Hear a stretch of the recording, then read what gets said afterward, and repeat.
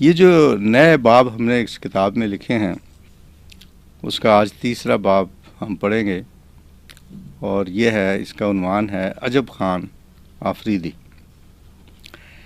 جیسے ہم نے پہلے ذکر کیا کہ انٹر سروسز سلیکشن بورڈ کے صدر جس گھر میں رہتے ہیں اسے تاریخی حیثیت حاصل ہے۔ یہ گھر اب تو ISSB ہاؤس کہلاتا ہے، لیکن برطانوی راج میں یہ شہری انتظامیہ کے کنٹرول میں تھا۔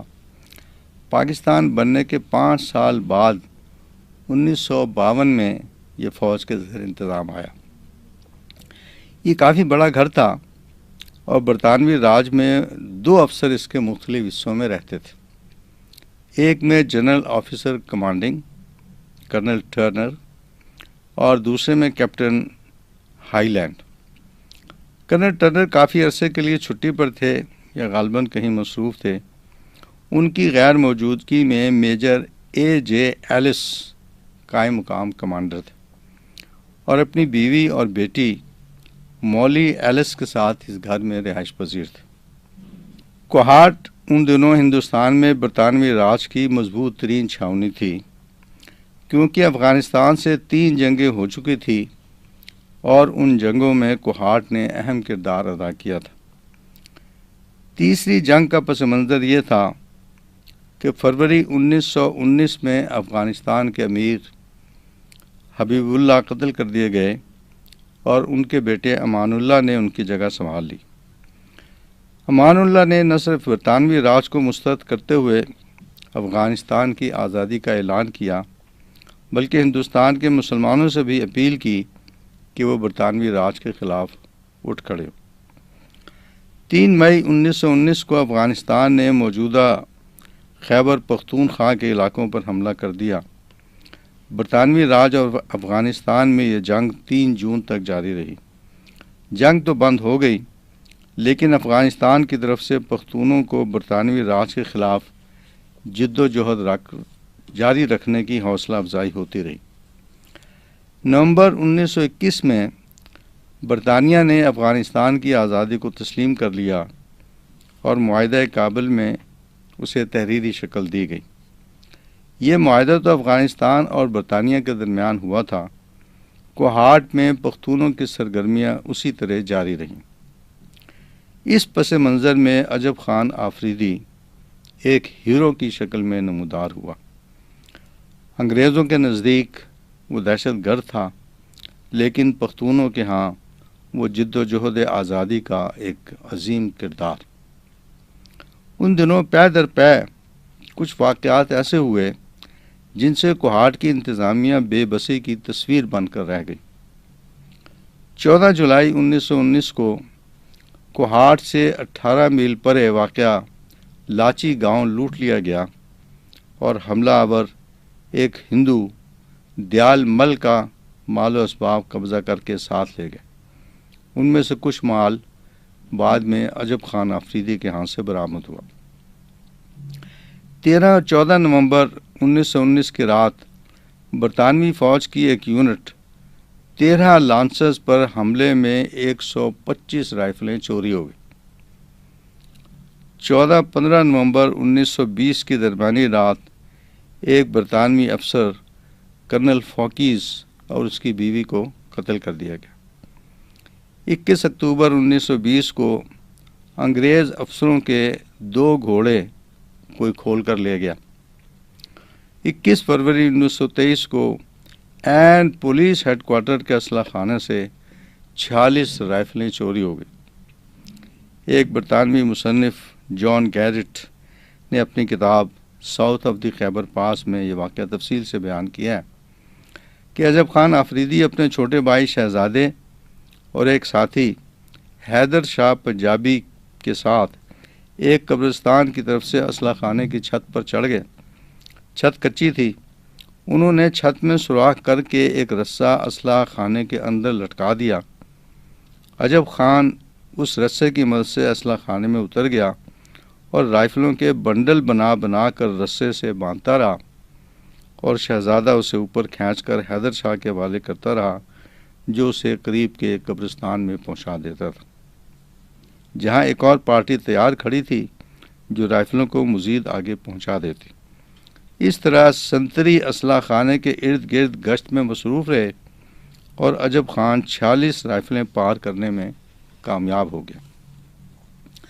انتظامیہ کو پورا یقین تھا کہ ان تمام واقعات میں عجب خان آفریدی کا ہاتھ ہے، لیکن جب اس کے قبیلے بوستی خیل کے بڑوں سے بات کی گئی تو انہوں نے ان الزامات کو مسترد کر دیا۔ حملے جاری رہے، حملہ آور جہاں چاہتے لوٹ مار کرتے اور بآسانی فرار ہو جاتے۔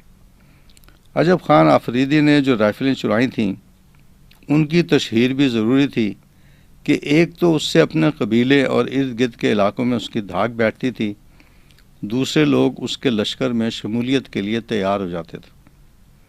چنانچہ وہ جب اپنے علاقے میں باہر نکلتا تو چمکتی ہوئی رائفلیں اس نے کندھے پر لٹکائی ہوتیں۔ بچے آنکھیں پھاڑ پھاڑ کر ان رائفلوں کو دیکھتے اور بزرگ اسے شاباش دیتے، لیکن تابکہ مخبروں نے کوہاٹ کے انگریزی deputy commissioner lieutenant colonel C.E. Bruce کو خبر کر دی کہ رائفلیں نہ صرف عجب خان آفریدی نے چرائی ہیں بلکہ اس نے ان رائفلوں کے ساتھ ساتھ لوٹ کا دیگر مال و اسباب بھی ایک تہہ خانے میں چھپا رکھا ہے۔ انتظامیہ کے صبر کا پیمانہ تو پہلے ہی لبریز تھا کہ وہ لوٹ مار کو نہ روکنے کے سبب عوام کی نظروں میں نکو بنی ہوئی تھی۔ عجب خان آفریدی اور اس کے قبیلے کے خلاف آپریشن کا فیصلہ کیا گیا۔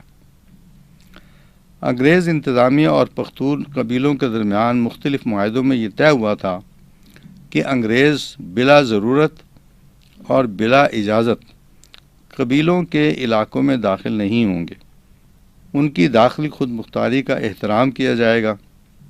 قبیلوں پر لازم تھا کہ وہ کسی مجرم کو پناہ نہ دیں، اور اگر انگریزوں کا مال و اسباب لوٹ مار کے ذریعے ان قبیلوں تک پہنچے تو وہ اسے انگریز انتظامیہ کو واپس کر دیں۔ انگریزوں کی رائے تھی کہ آفریدی قبیلے نے عجب خان کا ساتھ دے کر معاہدے کی خلاف ورزی کی ہے اور اب انہیں ان کے گاؤں بوستی خیل میں داخل ہو کر آپریشن کا حق حاصل تھا۔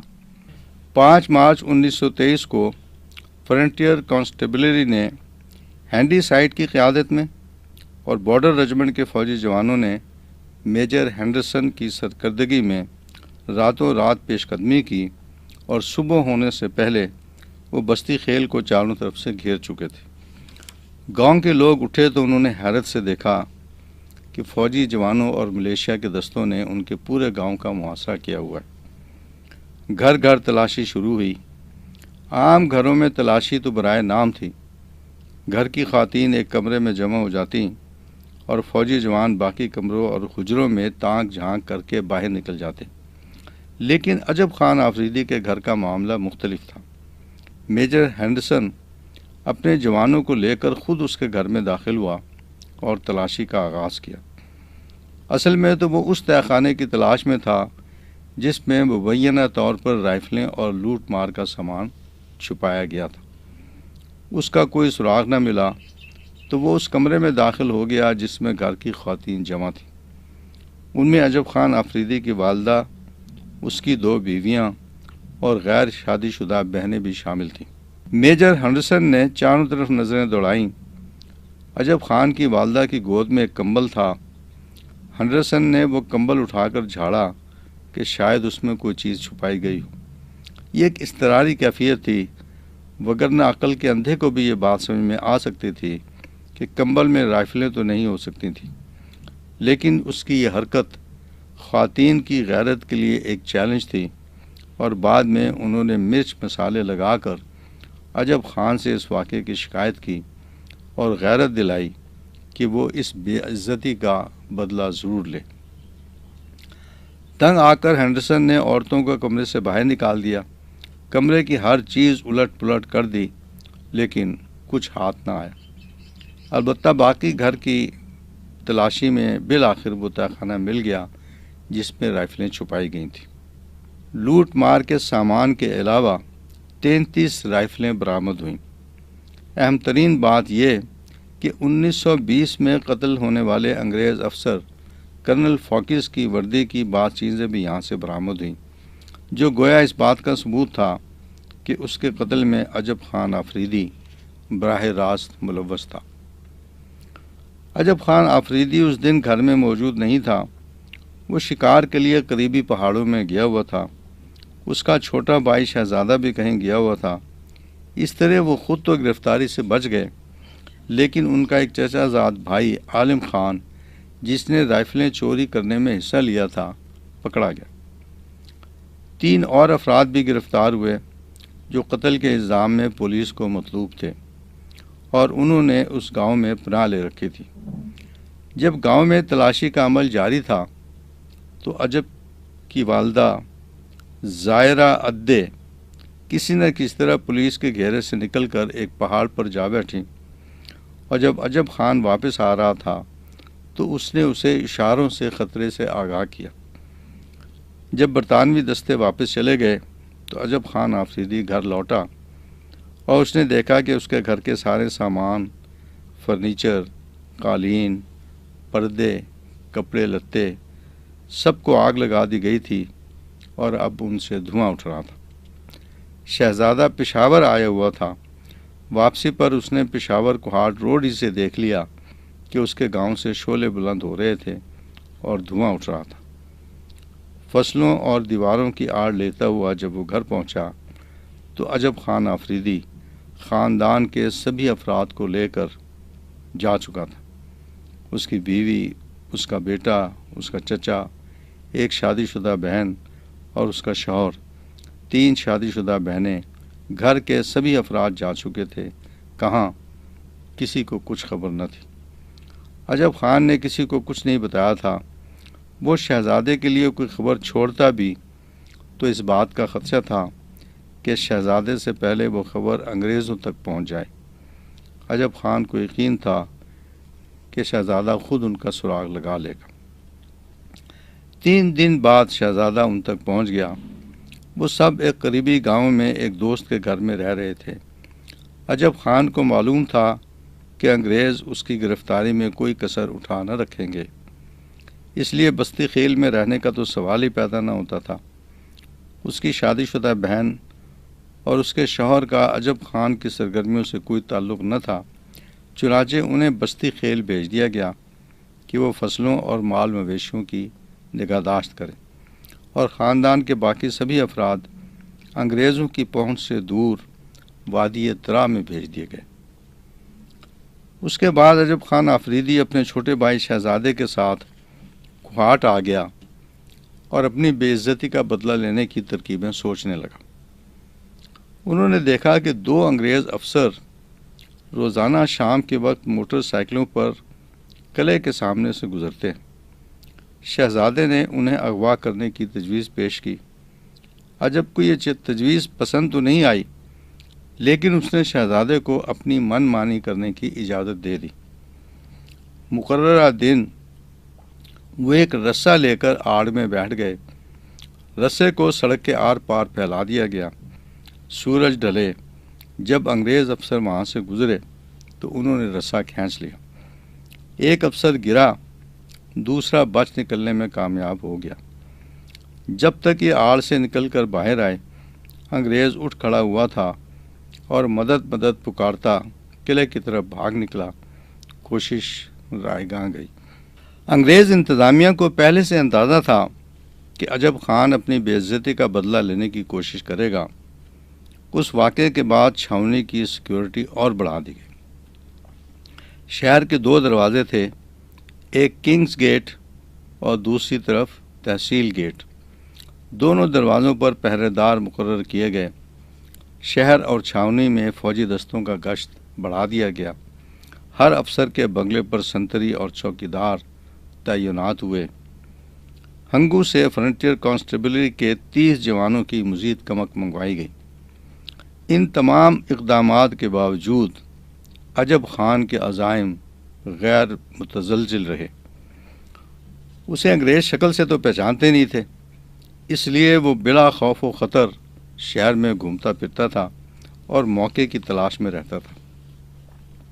بالآخر اسے پتہ چلا کہ کوہاٹ گیریزن کا GOC کافی عرصے کے لیے باہر ہے، اور اس کا قائم مقام میجر AG ایلس اپنی بیوی اور بیٹے کے ساتھ اس گھر میں رہتا ہے جو آج کل ISSB ہاؤس کہلاتا ہے۔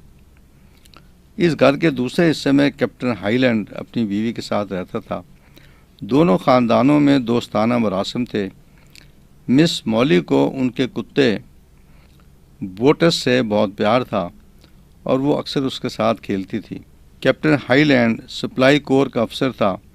کرنل ٹرنر اور میجر ایلس کی غیر موجودگی میں اس کی اضافی ذمہ داری تھی کہ وہ میجر ایلس کے گھر والوں کا خیال رکھے۔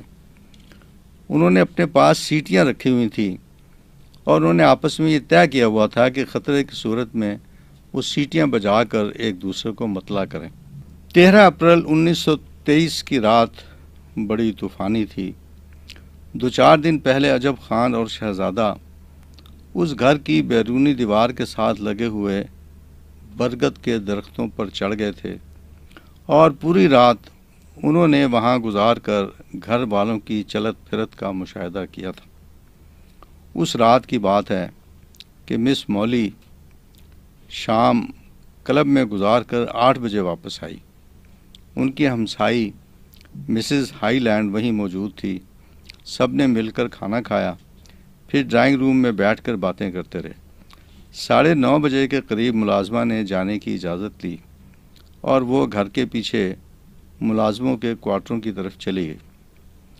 مس مولی ڈرائنگ روم میں جا کر شاعری کی کوئی کتاب پڑھنے لگی۔ آدھ گھنٹے کے بعد وہ اپنی والدہ کی خوابگاہ میں آئی اور کپڑے بدل کر خاموشی سے بستر پر دراز ہو گئی۔ اپنے والد کی غیر موجودگی میں وہ اپنی ماں کے پاس ہی سویا کرتی تھی۔ ان دنوں بھی میجر ایلس، ڈپٹی کمشنر کوہارٹ، کرنل ٹرنر اور دوسرے افسروں کے ساتھ شمالی وزیرستان گیا ہوا تھا اور اسے دوسرے دن واپس آنا تھا۔ عجب خان اس بات سے لا علم تھا۔ ہائی لینڈ کا کتا ڈرائنگ روم میں بھی اس کے قدموں میں بیٹھا رہا تھا۔ اس نے کوچ پر جگہ بنائی۔ اس وقت تک عجب خان اور اس کا ایک ساتھی گل اکبر ان کے گھر کی چھت پر اتر چکے تھے۔ شہزادہ اور حیدر شاہ پنجابی گھر کے باہر موجود تھے۔ چاروں نے یہاں تک پہنچنے کا ایک ایسا راستہ اپنایا تھا جو پہرے داروں کے خواب و خیال میں بھی نہیں آ سکتا تھا۔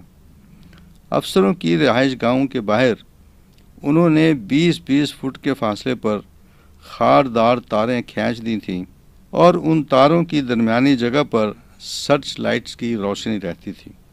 خاردار تاروں کے درمیان سے نکاسی آب کا ایک نالہ گزرتا تھا جس میں جڑی بوٹیاں اور خاردار جھاڑیاں اگ آئی تھیں۔ یہ چاروں افراد اسی نالے میں سے گزرتے ہوئے رہائش گاہوں کی بیرونی دیوار تک پہنچ گئے۔ عجب خان اور گل اکبر تو برگد کے درخت پر چڑھ گئے۔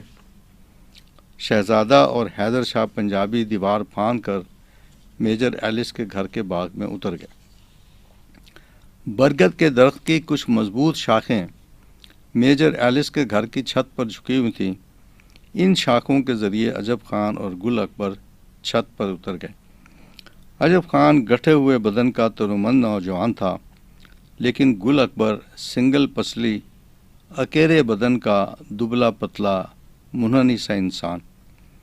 عجب خان نے ایک رسہ اس کی کمر کے ارد گرد باندھا اور روشن دان کے ذریعے اسے ڈرائنگ روم میں اتار دیا۔ ڈرائنگ روم میں اتر کر اس نے رسہ ہلایا۔ عجب خان نے رسہ اوپر کھینچ لیا اور چھت سے اتر کر سامنے کے دروازے پر آ گیا۔ شہزادہ اور حیدر شاہ بھی وہیں پہنچ گئے۔ گل اکبر ڈرائنگ روم سے بیرونی دروازے کی طرف آیا اور اس نے دروازے کی چٹخنی اتار دی۔ دروازہ کھلا تو باہر کے تینوں افراد گھر میں داخل ہو گئے۔ طوفانی ہوا کی وجہ سے دروازہ ساکت نہ ہوتا تھا اور گل اکبر اسے مضبوطی سے پکڑے ہوئے تھا۔ اس نے اندھیرے میں دائیں بائیں ٹٹولنے کی کوشش کی کہ کوئی ایسی چیز مل جائے جسے دروازے کے کواڑوں کے ساتھ رکھ دیا جائے۔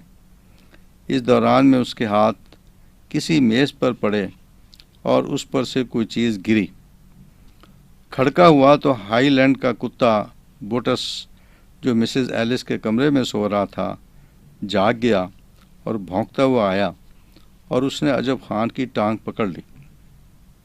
شہزادے نے اس کے جبڑے چیر کر عجب خان کو آزاد کروا دیا اور اس کے بعد اس کے نتنوں اور تھوتنے کو اتنی زور سے دبایا کہ وہ چند ہی لمحوں میں بے جان ہو کر ساکت ہو گیا۔ بوٹس ایک سخت جان کتا تھا، سانس رکنے سے وہ بے دم تو ہوا تھا لیکن جان باقی تھی۔ اسی دوران گل اکبر کو چند ضخیم کتابیں مل گئیں جو دروازے کے کیوڑوں کے ساتھ رکھ دی گئیں۔ حیدر شاہ کو باہر کے دروازے پر تعینات کیا گیا۔ گل اکبر کو اس دروازے پر جو کیپٹن ہائی لینڈ کی طرف کھلتا تھا۔ عجب خان اور شہزادہ میجر ایلس کے کمرے میں داخل ہوئے۔ ایک بڑی مچھردانی کے نیچے 2 بستروں پر 2 افراد محو استراحت تھے۔ عجب خان نے اپنے بھائی کو ایک بستر کی طرف اشارہ کیا جو اس کے خیال میں میجر ایلس کا تھا، اور خود دوسرے بستر کی طرف بڑھا جو اس کی دانست میں مسز ایلس کا تھا۔ اس نے ایک جھٹکے سے مس مولی کو اپنے کندھے پر ڈالا اور دروازے کا رخ کیا۔ شہزادہ ابھی تک مسز ایلس سے جد و جہد میں مصروف تھا۔ پہلے تو اس نے خنجر سے ڈرانے دھمکانے کی کوشش کی، لیکن مسز ایلس نے ایک ہاتھ سے خنجر پکڑ لیا اور دوسرے ہاتھ سے سیٹی بجانے کی کوشش کی۔ شہزادے نے سیٹی چھین لی۔ اسی دوران عجب خان مولی کو اٹھائے ہوئے دروازے تک پہنچ چکا تھا۔ اس نے غصے سے کہا، تم سے ایک انگریز قابو نہیں آ رہا، اگر قابو نہیں کر سکتے تو ختم کر دو۔ شہزادے نے تلوار مس ایلس کے پیٹ میں گھونپ دی، لیکن اس کی جد و جہد جاری رہی۔ تب شہزادے نے بالوں سے پکڑ کر اس کا سر پیچھے کیا اور خنجر اس کے گلے پر پھیر دیا۔ اسے تب محسوس ہوا کہ اس کے ہاتھوں میں جد و جہد کرتا ہوا شخص میجر ایلس نہیں، کوئی خاتون ہے۔ اسی دوران بوٹس کا سانس بحال ہو چکا تھا۔ اس نے بھونکنا شروع کر دیا۔ اس کی آواز سے پچھلے برآمدے میں سویا ہوا چوکیدار بھی جاگ گیا اور اس نے شور مچانا شروع کر دیا، ڈاکو ڈاکو۔ چاروں افراد بیرونی دروازے سے باہر نکل گئے۔ عجب خان نے مضبوطی سے مس مولی کا ہاتھ پکڑا ہوا تھا اور وہ ننگے پاؤں اس کے ساتھ ساتھ بھاگ رہی تھی۔ 1-2 مرتبہ وہ گرنے بھی لگی تو عجب خان نے سہارا دے کر اسے سنبھال لیا۔ بنگلے سے باہر نکل کر پہلے وہ شمال کی سمت چلتے رہے تاکہ قدموں کے نشانات سے یوں لگے کہ ان کا رخ طرح کی طرف ہے، لیکن جنگل میں پہنچ کر انہوں نے اپنا رخ جنوب کی طرف ریلوے اسٹیشن کی طرف کر لیا اور ایک لمبا چکر کاٹ کر وہ کوہاٹ پشاور روڈ پر پہنچ گئے، جہاں آج کل ایک سرنگ بنا دی گئی ہے۔ یہاں عجب خان نے ایک پہاڑ کی چوٹی کا انتخاب کیا اور سب اوپر چڑھنے لگے۔ نازک اندام مولی کے پاؤں زخمی ہو چکے تھے اور اس سے چلا نہیں جاتا تھا۔ اسے باری باری عجب خان اور شہزادے نے کمر پر اٹھایا۔ چوٹی پر انہیں غار نظر آئی۔ شہزادے اور مولی کو غار میں چھوڑ دیا گیا اور باقی تینوں افراد قدرے نیچے اتر آئے۔ سورج طلوع ہوا تو انہوں نے دیکھا کہ فوجی گاڑیوں میں سوار فوجی جوان اور ملیشیا کے دستے کوہاٹ پشاور روڈ پر پھیلے ہوئے ہیں۔ 1-2 گھنٹے کی تلاش کے بعد وہ واپس چلے گئے۔ شام ہوئی تو عجب خان نے شہزادے کو کہیں سے کھانے پینے کی چیزیں لانے کے لیے بھیجا۔ قریبی گاؤں سے ایک عورت ملی جس سے شہزادہ واقف تھا۔ شہزادے نے اسے ساری صورتحال بتائی۔ کچھ دیر بعد وہ عورت کچھ چپاتیاں، مکھن، دودھ اور مولی کے لیے جوتوں کا ایک جوڑا، ایک ہیٹ اور ایک گدھا لے کر آئی۔ کھا پی کر مولی کو گدھے پر بٹھایا گیا اور سفر کا آغاز ہوا۔ اس دوران عجب خان کو شہزادے سے بات چیت کے دوران پتہ چلا کہ شہزادے نے میجر ایلس کی بجائے مولی کی والدہ کو قتل کر دیا تھا۔ مولی کو اس سے بے خبر رکھا گیا۔ 17 اپریل کو وہ ایک پہاڑ کے دامن میں واقع گاؤں زما خیل بانڈا پہنچے۔ وہ ایک گھر میں ٹھہرے جس کے اوپر ایک واچ ٹاور بنا ہوا تھا۔ ظاہر ہے یہ عجب خان کے کسی دوست کا گھر تھا۔ پورا دن آرام کرنے کے بعد شام کو انہوں نے پھر اپنے سفر کا آغاز کیا۔ 18 اپریل کی صبح وہ وادی طرح کے اس گھر میں پہنچ گئے جہاں عجب خان نے اپنے خاندان والوں کو ٹھہرایا ہوا تھا۔ شہزادی نے مولی کا اپنی والدہ زائرہ ادے اور عجب خان کی بیوی گرانا سے تعارف کروایا۔ وہ دونوں اسے زران خانے میں لے گئیں۔ ایک تسلے میں گرم پانی اور نمک ملا کر مولی کے پاؤں دھوئے گئے، پھر اسے پانی گرم کر کے دیا گیا تاکہ وہ نہا لے، اور کپڑے بھی تبدیل کروائے گئے۔ شہزادے کی بیوی شبینہ اور عجب خان کی دوسری بیوی رپاتا اس کی سہیلیاں بن گئی۔ وہ ہر طرح سے اس کا خیال رکھتی تھیں۔ آہستہ آہستہ مولی گھر کا فرد بن گئی اور گھر کے کاموں میں ہاتھ بٹانے میں خوشی محسوس کرنے لگی۔ یورپی خاتون ہونے کے ناطے مولی کو یہ بات بڑی عجیب لگی کہ عجب خان نے 2 شادیاں کر رکھی تھیں۔ اس نے ایک دن شہزادے سے پوچھا کہ عجب خان نے دوسری شادی کیوں کر رکھی ہے؟ شہزادے نے اسے سمجھایا کہ قبائلی طرز زندگی میں بیٹوں کی بڑی اہمیت ہے، اور عجب خان کی پہلی بیوی گرانا سے چونکہ کوئی بیٹا پیدا نہیں ہوا تھا، اس لیے اس نے دوسری شادی کی جس سے بیٹے پیدا ہوئے۔ ویسے اسلام میں 4 شادیاں کرنے کی اجازت ہے۔ مولوی نے پوچھا کہ دوسری شادی کا پہلی بیوی نے برا نہیں منایا؟ تو شہزادے نے بتایا کہ اس میں برا منانے کی کیا بات تھی، بلکہ گرانا خوش تھی کہ گھر کے کام کاج میں ہاتھ بٹانے کے لیے 2 ہاتھ اور مل جائیں گے۔ کیا تم بھی کبھی دوسری شادی کرو گے؟ مس مولی نے پوچھا۔ انشاءاللہ، لیکن شبینہ بڑی اچھی شریک حیات ہے، شہزادے نے جواب دیا۔ گرانا اور رپیتا کو ہنسی خوشی رہتے دیکھ کر مولی کی حیرت رفع ہو گئی۔ ادھر کوہاٹ میں مسز ایلس کے قتل اور مس مولی کے اغوا کے بعد ایک قیامت برپا تھی۔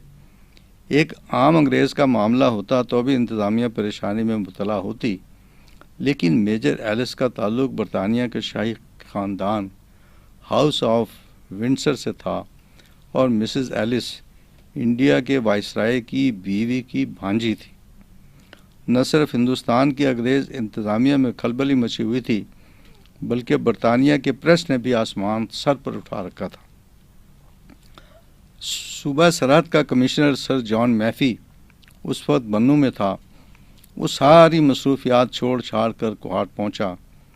کوہاٹ کے ڈپٹی کمشنر کرنل بروس سے معلومات حاصل کیں اور میجر ایلس کی رہائش گاہ کا معائنہ کیا۔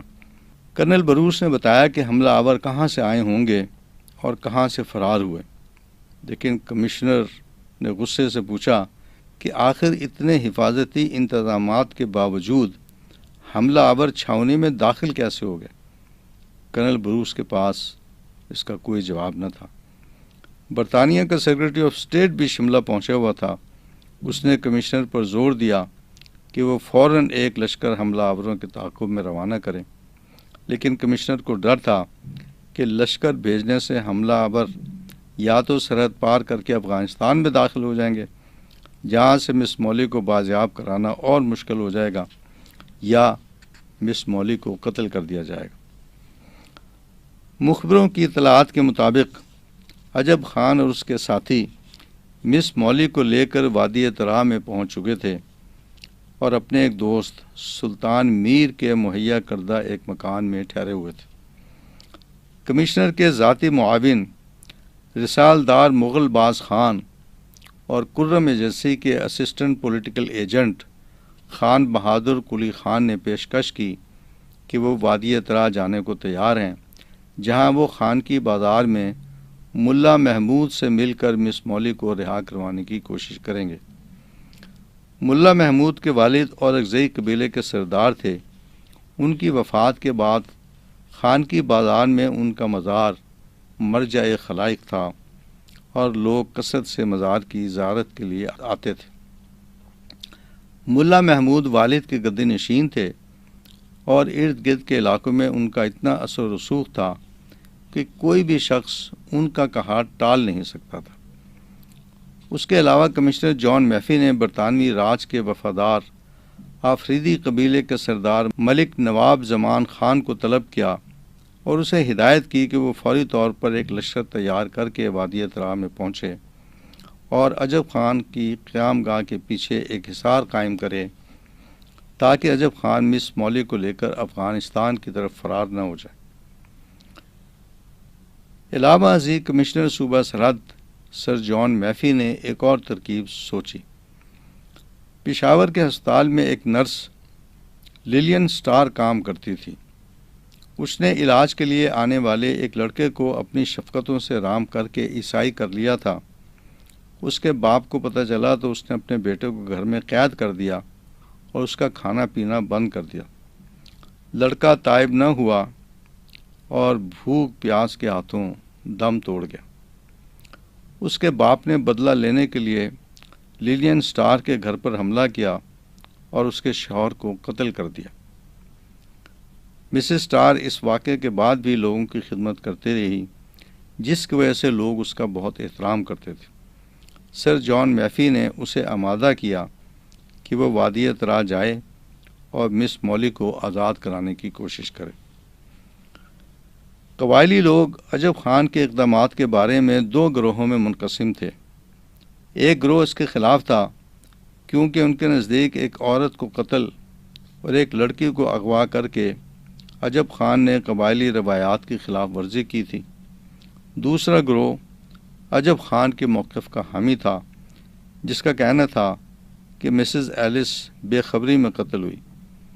انہوں نے اپنی دانست میں میجر ایلس کو قتل کیا تھا اور مس مولی کا اغوا بھی جائز تھا کیونکہ عجب خان کے گھر کی خواتین کی بے عزتی کی گئی تھی۔ قصہ مختصر، خان بہادر قلی خان اور رسالدار میجر مغل باز خان خان کی بازار پہنچ گئے۔ علاقے کے قبائلی سردار خان کی بازار کی جامع مسجد میں جمع ہو کر ملا محمود کی قیادت میں جرگہ منعقد کر رہے تھے۔ اسی دوران قلی خان نے عجب خان سے پوچھا کہ وہ کن شرائط پر مس مولی کو رہا کرے گا۔ عجب خان نے 4 شرائط رکھی۔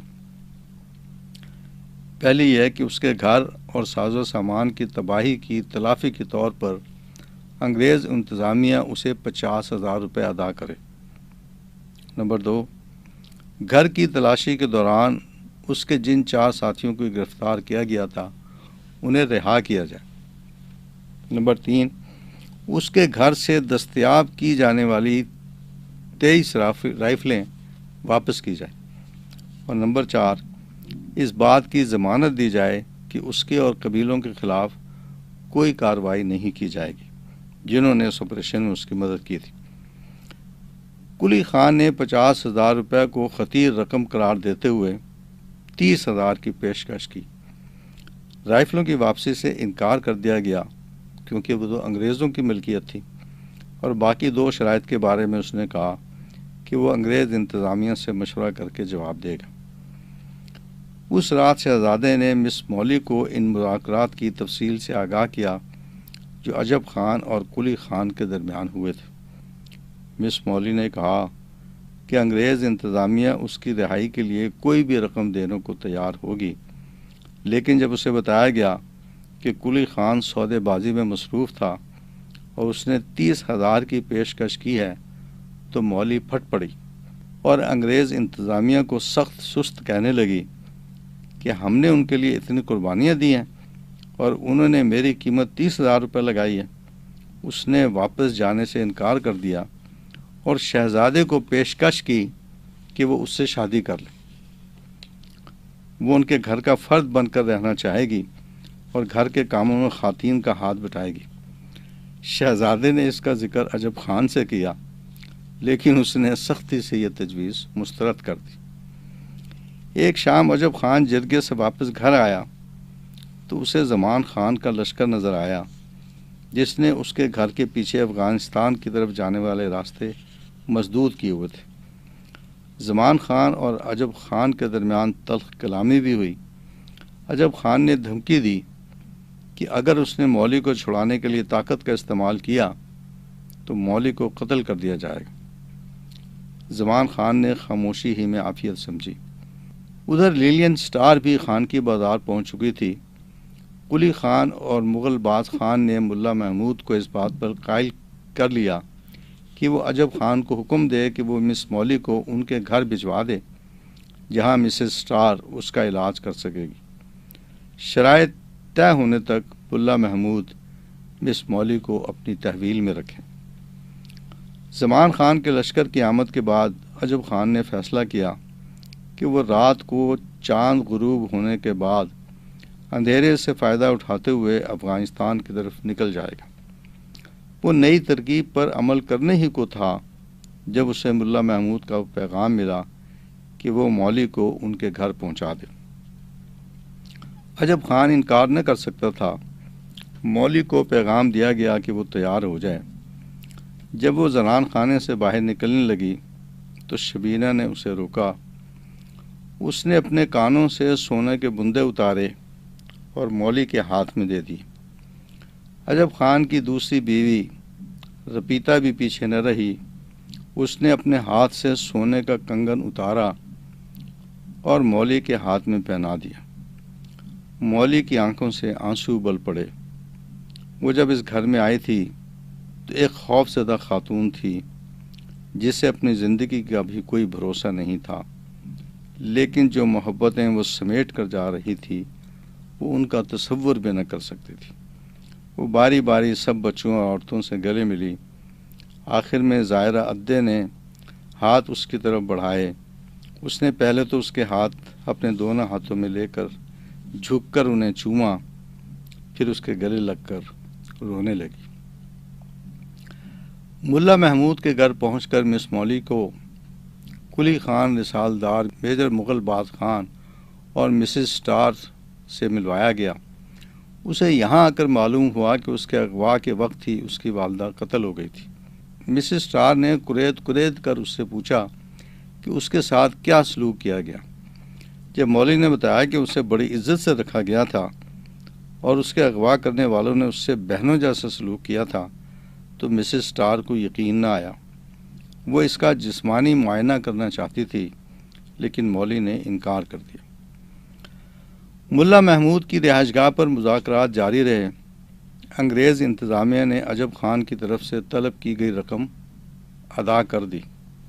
اس کے 4 ساتھیوں میں سے 2 کو رہا کر دیا گیا جو خانقی بازار پہنچ گئے۔ باقی 2 کے بارے میں بتایا گیا کہ وہ چونکہ پنجاب پولیس کو مطلوب تھے اس لیے حکومت پنجاب کے حوالے کر دیے گئے تھے۔ وعدہ کیا گیا کہ انہیں بھی جلد رہا کر دیا جائے گا۔ یہ وعدہ بھی کیا گیا کہ عجب خان اور ان کے قبائل کے خلاف کوئی کارروائی نہیں کی جائے گی جنہوں نے عجب خان کی مدد کی تھی۔ جب یہ مذاکرات جاری تھے تو عجب خان کے گھر کا محاصرہ کرنے والے ملک زمان خان کے صبر کا پیمانہ لبریز ہو گیا۔ اس نے عجب خان کے گھر پر حملہ کر دیا۔ اسے معلوم نہیں تھا کہ مولی ملا محمود کے گھر جا چکی تھی۔ مولی کو وہاں نہ پا کر اس نے گھر کو آگ لگا دی۔ گھر کی خواتین کو باہر نکال دیا گیا جنہوں نے قریبی پہاڑوں میں پناہ لی۔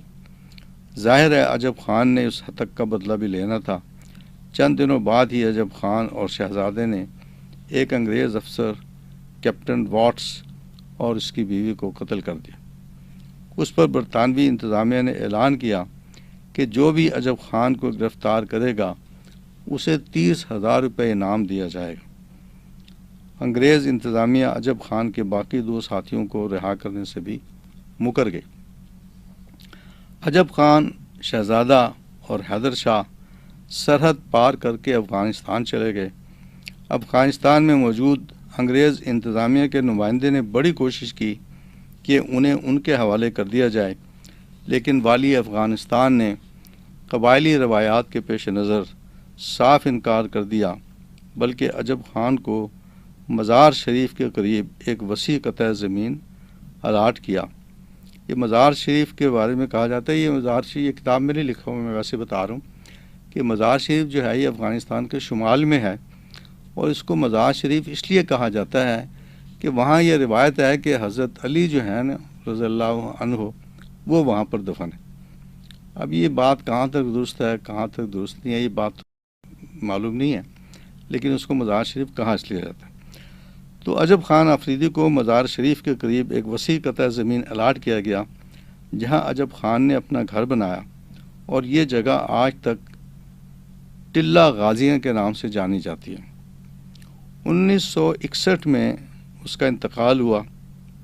شہزادے اور حیدر شاہ نے بھی باقی زندگی افغانستان ہی میں گزاری، وہیں فوت ہوئے اور دفن بھی۔ گل اکبر وادی تراہی میں رہ رہا تھا۔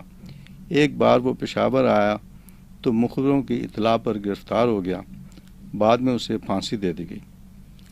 مس مولی رہائی کے بعد پریس کو بتانا چاہتی تھی کہ اس کے ساتھ کوئی بدسلوکی نہیں کی گئی اور یہ کہ اس کا قیام بڑا خوشگوار رہا تھا، لیکن اس کی اجازت نہیں دی گئی۔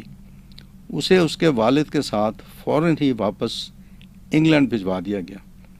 وہاں اس نے اپنے والد کے ایک دوست میجر ویٹ کے ساتھ شادی کر لی، جو عمر میں اس سے کافی بڑا تھا۔